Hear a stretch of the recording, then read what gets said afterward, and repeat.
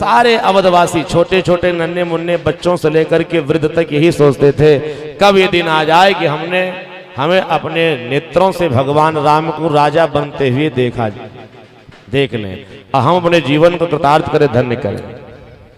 सज्जनों, सारे अयोध्या में बाजे बजने लगे, पूरे अयोध्या नगरी को सजाना प्रारंभ कर दिया गया। अवधवासी सब तैयारी कर रहे हैं, भगवान राम कल राजा बनेंगे। पूरे अयोध्या में सबको ये बात फैल गई, सारे अवधवासी सब प्रसन्न चित्त हैं, जहां देखो वहीं राजा रामचंद्र भगवान की जय होने लगी। पूरे अयोध्या में आनंद उत्सव सजनों छा गया।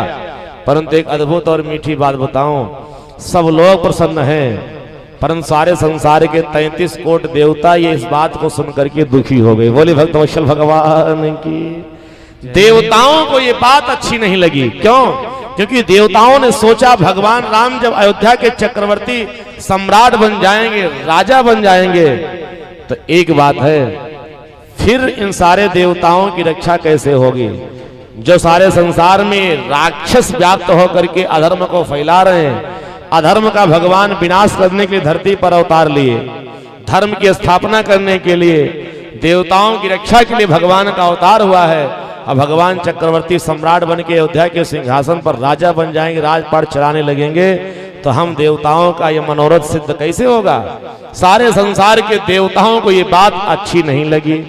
गोस्वामी जी ने कहा कि तिन्हीं सुहाई न अवध बधाया, तिन्हीं सुहाई न अवध बधाया, तिन्हीं सुहाई अवध बधावा, तिन्हीं सुहाई न अवध बधावा, चोरही चंदिनी राति न भावा, चोरही चंदिनी राति न भावा, चोरही चंदिनी राति न भावा।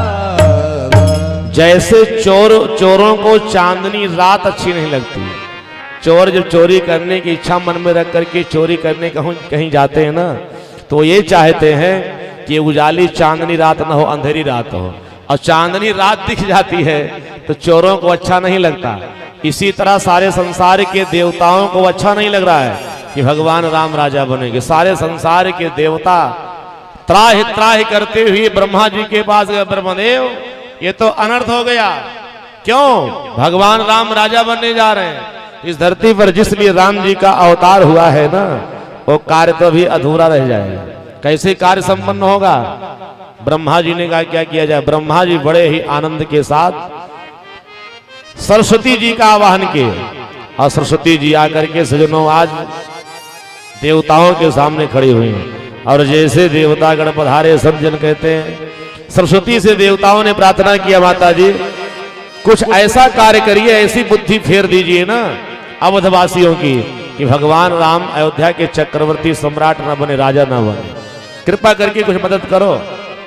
सारे संसार के देवताओं को आज सरस्वती जी ने फटकारना प्रारंभ कर दिया कि भगवान राम राजा बन रहे हैं, तो उस उत्सव में तुम्हें पुष्पों की बरसात करनी चाहिए, एक दीपक जलाना चाहिए, और तुम सबको ये अच्छा नहीं लग रहा, ये तो कोई बात हुई नहीं।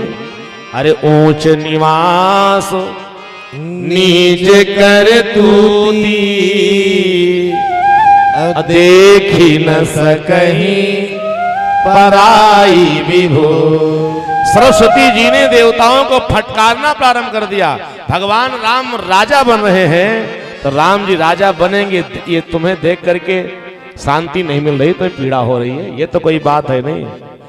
सरस्वती जी फटकारने लगी देवताओं को, परंतु सारे देवता बार बार सरस्वती जी का वंदन करते, कृपा करके भगवान राम राजा नहीं बनेंगे, हम देवताओं के ऊपर बहुत बड़ा उपकार होगा, माता जी कुछ कृपा करिए।